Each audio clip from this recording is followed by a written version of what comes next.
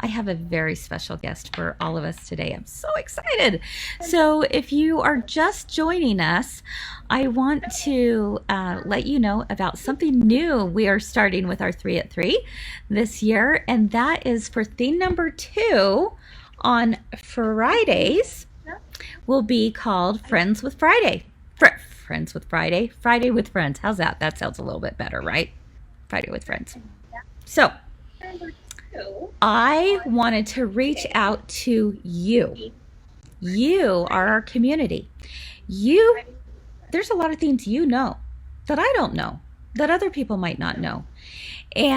Or that might be, it's nice to have reminders, right? And I thought, wouldn't it be cool if every Friday I brought on a special guest from someone from this group from around the country so that you can all get to know them better, and then they can get to know you better as well, right?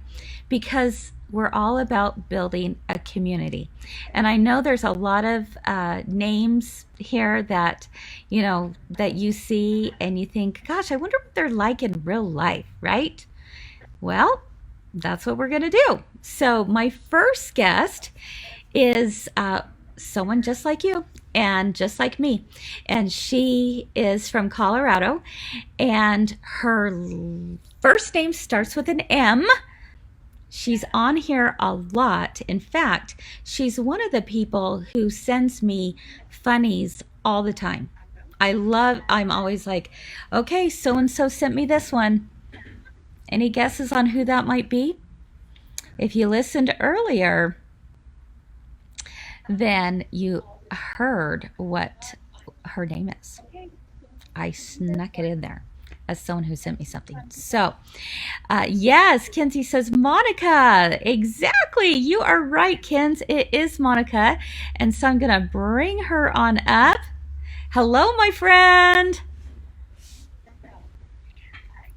Monica, are you there? We see her. Okay, hold on. Monica. Hello. Oh, here we go. Okay, good deal. There you are. Hey!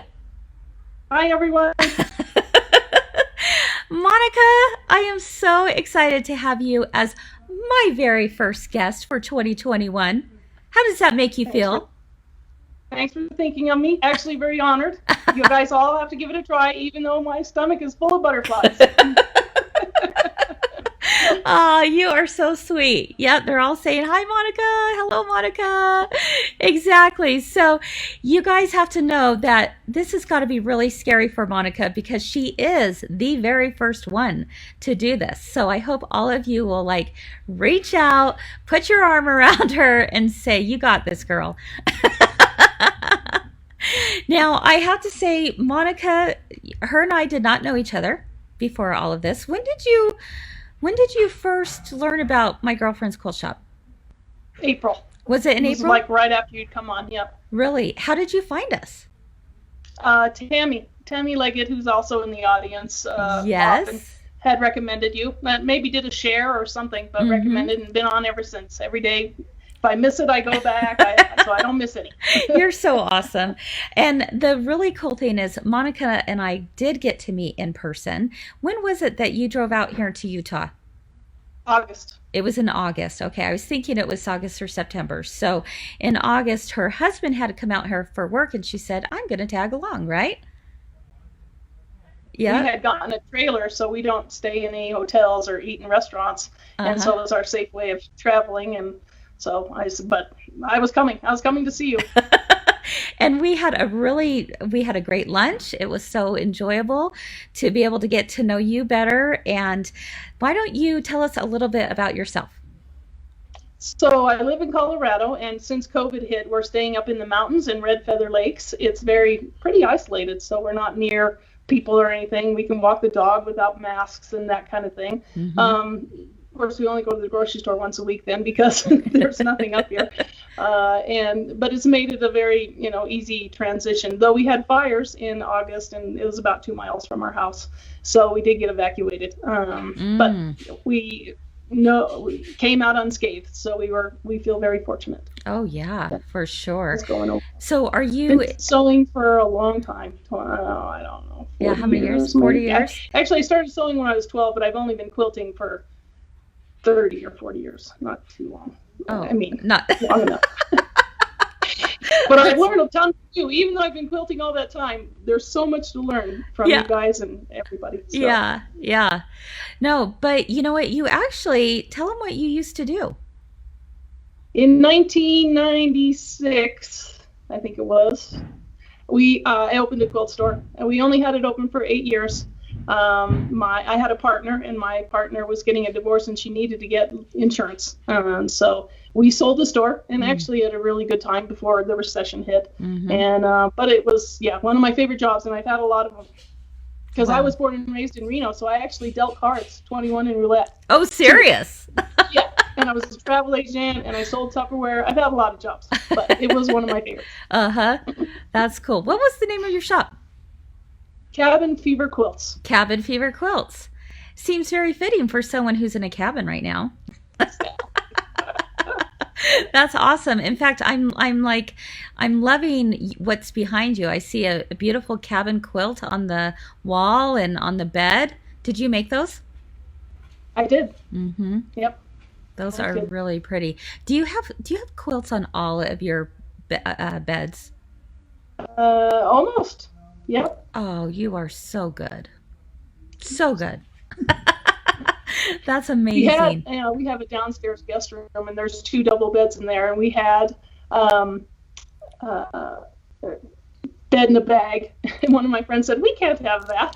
So we did end up, as a team, she and I helped each other. We put them together, and so that was the last of the beds that needed quilts. That's awesome. Wow. Hey, Connie Peterson says she loved your shop. Oh, yay. So Thanks, Connie. nice. Glad Yeah. somebody's still out there that remembers it. It was kind of a long time ago. Yeah. How many years ago then did you retire from there?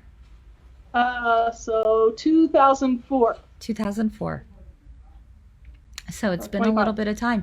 And now you just get to sew to your heart's content, right? There you go. And I have all that time, and I wish I utilized it more. You know how that is? I do, for sure. Well, they say when you retire, you're still busy, but you get to choose your own kind of busy a little bit more, right? Would you agree with that? I would. Yeah, definitely. Well, Monica, you are a wealth of knowledge, a wealth, a plethora of knowledge, right?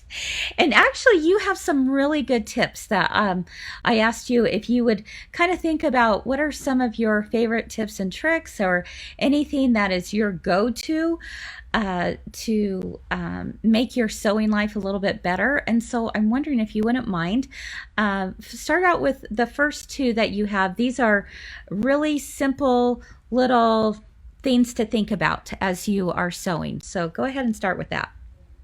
So I like to fill extra bobbins if I'm definitely going to be in the zone and doing a big project, because nothing irritates me more than running out of a bobbin an inch before you're ready, because it's always that inch before you're ready. Mm-hmm. And so it's a simple tip, but it's something that has saved me pretty often. Oh yeah, it's Then the for sure. second one is I like to clip my threads as we go, because I can't remember where all those threads are when I'm finished, and I know I'm going to miss some. So I like to try to clip the ends of the rows and those in between the piecing, and when I'm not chain piecing and that kind of thing as I go along. And I use a long armor, who's also on here, my friend Linda. Hey, Linda. And she as a long armor appreciates not having all those little threads in there too. I bet a lot. If you're a long armor, chime in. Would you agree with that? That is a great. You wish that everybody would do the same thing as what Monica does. That's great. Oh my goodness. Yep. Good idea. Good idea. Now, you also were telling me about a household item that can be really wonderful for being able to take care of a common problem on the sewing machine. So it's kind of a twofold household item. So the first one is I like to put a rubber mat, which is like a shelf liner you can get at the dollar store, underneath my machine and under my foot pedal so it doesn't slide. Mm-hmm. And on top of that rubber mat, we like to use a piece of molding, everyday molding from your house. At the baseboards, I just had a piece in the garage that I've Mm-hmm. had for years. If you put that behind your machine, it gives it just a bit of a slant, Mm-hmm. so that when you're looking down, you're not using that posture and looking, under, and Yeah. it gives you more of a straight. And I like to raise my chair also for it. So then my chair is higher and my machine's down, and you can really see down into the sewing needle area a lot better. I think that is a brilliant idea. And I was talking to Monica about this before we came on air. And I said, that is one of those tips. I think I've never thought about actually raising my sewing machine, tilting it towards me. But I love that idea because I think we as sewists, we get into terrible posture. It's part of the problems I've been having with my back and neck is that for so long I have had this terrible posture. My neck goes down like this, when if you had it tilted, you could just have a much clearer view. I think it would help so many of us out there, don't you think?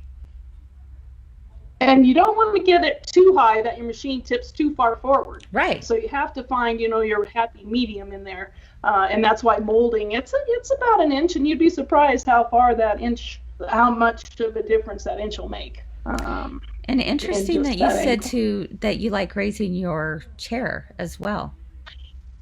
It's counterintuitive Yeah. to have your chair higher, but somehow it just helps my posture a lot. Mm-hmm. Mm-hmm. Barbara said there used to be large tilt boards made for machines. Yeah, you don't see that very often, but heck, just a little, like you said, a little baseboard or something would work out really well. Mary It is was at, called tilt table. Actually, when we had the store, uh-huh, they were very expensive. and they They were were very very expensive, but expensive. they did have a lip on the front, so then you didn't have to worry. But for Mm-hmm. probably at the scrap pile at Home Depot for free, it Exactly. was a lot better. Exactly. Yeah. Several people are remembering about those tilt boards or those slant boards from about 20 years ago, Alicia is saying. When So, we had the quilt store. exactly. So, Mary said, would it make the machine wobbly? I would suggest that the piece of wood goes the whole width of your machine. So measure your machine, because, like I know the machine you use is very long. So you want to make sure that the whole thing is stabilized. And that's why I also like to have it, this underneath the board, so that the tip of the machine rests on the rubber thing, and that'll keep it from sliding, Mm-hmm. and it'll keep it more stable too. Love I that don't know if I'd idea. embroider. I don't know Yeah, about embroidery, probably not embroidery. because so Mm-hmm. much jiggling. But for your straight piecing, it should. Definitely. It should. Definitely. It's interesting. Vanessa and Sharon and Janet all gave the suggestion, which is really good, that they've used rubber door stops that are shaped like a Same. long wedge. Yep. That's a really good Same idea. principle. That would definitely work. Yeah, I love that. That's great. And then I really do like the grip mat that is just like your shelf liner. Put it underneath your machine or put it underneath your foot pedal. How many times is our foot pedal like running away from us as we're sewing, right? So put it under there for sure. Sue said she just raised her chair. Yes. We'll have to see how she likes it. Yeah. Yeah, you'll have to let us know, Sue, how you liked it. Okay, and what's your tip about taking photos? So I like to take a photo of my layout with my cell phone, so that I can have it next to my machine somehow. I know on one of the 3 of 3s, one of your guests sewed them all together, always having it. I don't do that very well. So I like to lay it out and take it over, and so I like to have a picture of it, so because I always turn a block or a row somehow, and so then that way I can always double check it. So I always take a picture of my layout before I sew it all together. It's actually a good Um, idea, especially in case the cat runs by or and off it goes, right? the wind The blows, wind you have blows, your the windows kids come open. by, whatever it might be, right? That's right. Yeah, for sure, for And then you sure. can take it in black and white too, and Yeah. it'll give you the values. So if you have too many Mm-hmm. darks in one place, that kind of thing, if you can't see it with the colors, it helps with the values. Exactly. Exactly. Um, Let's see. Okay, Georgianne says, so dumb question, but do you raise the front or back of the machine? It's not a dumb question at all, Georgianne. It's the back. So you're Towards putting the this back, on the yeah. back and then it's coming towards you, right? Right. Yeah, excellent idea. I love that. I am totally going to do that with my machine. I'm super excited about that. I've never done that before, but I think it's a great, great idea. So You probably had a piece of molding in the basement when you were cleaning out the other shop. I just might. I might have a few. I should just give them away for free on 3 at 3, right? Yeah, Donna says she likes to take pictures too. I think that's a great idea. Sometimes being able to do that too is you're just able to try out different layouts too. Like, okay, I like this, and you can do that, and then you take another one and do it that way. So and Then then you can put it back to the one you liked originally. exactly. So exactly. Kinsey said, I totally agree. Let me bring this comment over here. I totally agree with taking a photo. It allows your eye to see the whole picture and value of the quilt as a whole. Yep. So lots of people liking the picture idea for sure. And Annette said, thank you, Monica. I'm going to do every one of those tips. Good. Nice. All right. And then you have a really cool little project to show us that you just finished. So one of the things I like that I was missing on my serger is a place for the scrap bag when it cuts the edge off. So I used this piece of vinyl and used a binding all the way around and made a pouch for you can see some scraps in there. I took it right off of my serger to bring it up here. And so you're just going to measure how wide your serger is and how far back you want it on the table, and then so mine sits about like this, so it's about less than the whole thing, but enough to catch the scraps. And so you'll figure out how much you want your pocket. And I did put a little bit of a what would you call that, Kris? A little bit of a give instead of flat. Yes, kind of pushed it out a little bit. You kind of just pull it out a little bit, not have it flat and sewn so that you, Right. So then it has a little bit of a pooch, and you could put the scraps fall right in there from the serger, but under the sewing machine. Then you don't have to look for the little trash near you or beside you, and so it's just the plastic, vinyl, really inexpensive stuff you can buy anywhere practically. Yeah. Susan says, can we get in on that pattern? But there's really not a need for a pattern, right?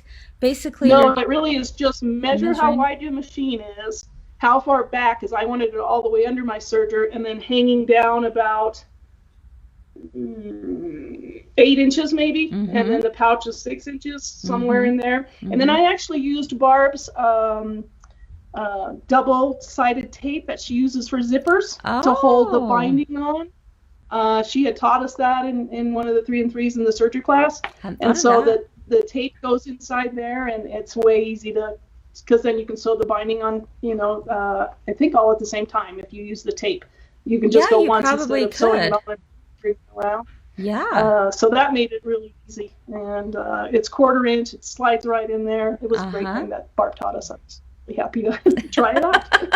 That's and then great. one of the things I did have, she also taught us, was to have a Teflon foot, because the vinyl sometimes sticks. I've ordered that. Haven't made another one of these, so I still have to try that. But nobody else is buying to have. Right.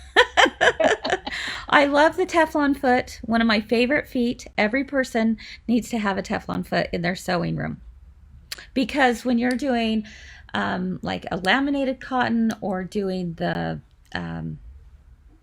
oh my goodness, the vinyl, like you just did, your foot can get stuck on it. Some people will say, oh, use a piece of painter's tape underneath it. No, the painter's tape will roll. It rolls. And so using a Teflon foot, Kathy Kitchen says she likes the roller foot. Yeah, that would work as well. So anything like that, that's really going to help make that machine go over a lot easier, right?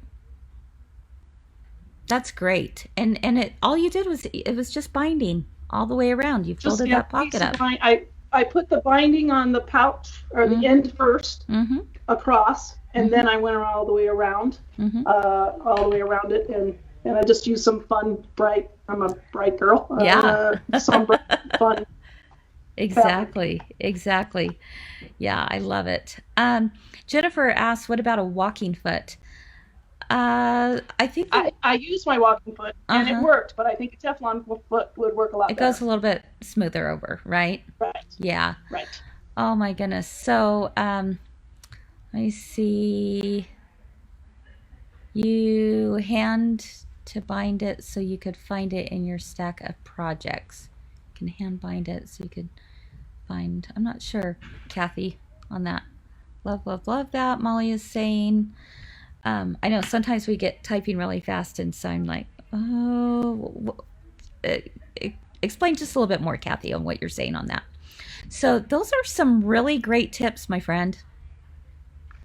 Thank you. You did it. I was pretty nervous, so everybody, don't be nervous when you want to volunteer. Go for it. Oh, yeah, It's yeah, pretty yeah. fun. There you go. Oh, Kathy says you had to bind it so you could find it in your stack of projects. There you go. Had to bind it. Absolutely. Yeah. So is there any other words of wisdom you'd like to leave us with today? Keep quilting. It's a great hobby. It lowers your blood pressure. Even when you make mistakes and you're not too happy about using your ripper, your blood pressure still will be low. You know what? That's so true. So true. Some people want to know what kind of machine you have, Monica. I have a FOF. A FOF. I'm a FOF with a walking foot. That's what we used to sell those many years ago, and it's still hanging in there. So, that's awesome. But I do have a baby lock serger, and that's one of the other things I was very happy to find you guys and Barb. It's just a wealth of knowledge. Oh, and yes. It actually was still in the box. I had traded it in, and then her class came up, and so 7 months that serger was in the box. No way. Got it out. Been using it. That's awesome. Oh my gosh. I will have to tell Barb. She'll be so happy to hear that. And what kind of long arm do you have? Kinsey wants to know. It's Linda who has the long arm, and I can't recall. She does it by hand, though. It's not the kind that you set up automatically. It's not computerized. She does the free motion. Yeah. Cool. Yes. So she awesome. Does it herself. Monica, you did it, my friend. You did it. This is so good. I loved it. Such a great job you did. Thank you for all the great little tips. I love it. Oh, we've got another question for you before you go. Janet asks, I have a question for Monica. As a former quilt shop owner, what is the minimum cut of yardage you would purchase if you don't know what you're going to do with it, but you love it? 2 yards. How much? 2 yards. 2 yards? Two. Minimum. That's the minimum. Really? Okay. Well, there you heard it from former quilt shop owner. That's a lot more than I would say, so that's pretty good. But the difference is when I had the store, it would be less because the store was my stash. Yeah, there you go. So you could buy less because you're always around it. Yeah. That is true. Yes. So when you're not always around it, you just get it while you can before it's gone, right? Janet Rankin says 3 yards. She says 3 yards. That's awesome. All righty. Let's see. Oh, Kathy says wrong answer, the whole bolt. Well, not all of us can always get the whole bolt. Yeah, that's right. Conservative. Janet asks, what would you say, Kris? Gal, I'm such a scrappy person that I will always say a half yard because I just love scraps. But obviously, if you want to, I don't know, if you're doing bigger pieces or whatever, then I would go more. But when I'm trying to do something that has a lot of different fabrics in, because I like to pull, and then bring it all together. So that's kind of what I do. But I think what Monica shared actually is not a bad idea. 2 yards. 2 yards, I think, is a great idea. And a lot of people are agreeing with you. So it gives you enough if you wanted to do lattice. True. With a little bit in the block, or it gives you enough if you want it left over for binding. So I think Yeah. not for a king size probably, No. but for the regular laps and Right. twins, it's definitely enough to get Mm-hmm. where you need to be. Definitely. And then I would also say, like with solids, I always buy more because you're going to use them for your backgrounds. You might use them on binding or backing or whatever, but solids I usually will go more than that, but with prints, because I'm just such a scrappy person, I just go smaller. But then it's not a half yard of one, it's a half yard of like 27. Right? So give to me all. I want the whole line, whatever it might be. There you go. All right. Thank you so much, Monica. I really, really appreciate you being here with me today. And let everyone know that it's not that bad, right? To come on here. You No, were it nervous. really, it's actually pretty fun. Pretty Yes. fun. So And I appreciate everybody saying nice things yes. about me and Yes. Yeah. using the tips. I appreciate it all. Yeah, definitely. So don't be afraid. I want you guys, if you would like to be, Monica didn't even get a choice. I just said, reached out to Monica and said, Monica, I want you. Friday. That's Friday. Think of something. But if it's something that you wouldn't mind coming on and sharing with everyone, I would love for you to email me at Kris at my girlfriend's quilt shop. Shop is 2 P's and an E, and Kris is Kris. Would you email me and let me know that you wouldn't mind sharing a few tips and tricks of the trade? You could do a few tips. You could share something, a project you're currently working on, anything like that. We'd love to hear for our Fridays with friends, because I think that would really add a lot of fun to our 3 at 3s every week. So plan on that. Every Friday this year, we are going to interview someone out there, one of you. All right. Thanks, Monica. I'll talk to you later. Okay. Bye-bye. Bye. All right. Isn't she awesome? She is just one of those people that when you meet her, you're just like, it's this instant connection. I feel like she's like this kindred spirit uh, for me, and just really, really appreciate her being my first guest this year. And again, I hope you don't be shy. Let me know that you wouldn't mind being on a 3 at 3. And if I don't hear from some of you, I may just reach out to you and say, you. Come on, come with me, hang out with me for a few minutes, okay? Kathy said it's great to add friends to the circle. Absolutely. So now, when you guys see Monica making comments, you're going to be able to connect a face and a name together, and it will be wonderful to be able to do that and go, okay, I know who that person is, and I know she's from Colorado, and I know that she loves cabins, and things like that we would have never been able to know otherwise. So pretty cool. I'm so excited. So all right. Yeah, Alicia, you are absolutely right. She said she's a quilter. Of course she's awesome. I mean, come on. Exactly. So pretty fun. All right. Gina likes seeing the faces. Very, very good. All right. So that was scene number 2. I learned a lot myself. This is why I'm so excited about this new way of doing this on Fridays, because there's just a lot of great information out there. And sometimes you might think to yourself, well, I don't, there's nothing that I really know how to do in particular that's anything special. Don't think that for a second. No, that's stinking thinking, okay? Don't think that. I want you to, oh, there's a background voice. I don't know. I want you to, let's see. Monica, is your sound off by chance? Maybe I need to check on that, because I'm hearing a little bit of an echo too. But I don't want you to think that there are things that you don't know, because every single one of us does know something, okay? Every single one of us does. So being able to share those things, whether you may think, oh, well, it's nothing new or people do this all the time. No, don't think of that for a moment, because a lot of times when I've done 3 at 3s, I'll think, oh, everybody knows how to do this, right? And so many of you will say, oh my gosh, I didn't know how to do that. Or you'll say, you know what? I learned that a long time ago. I'm so glad for the reminder.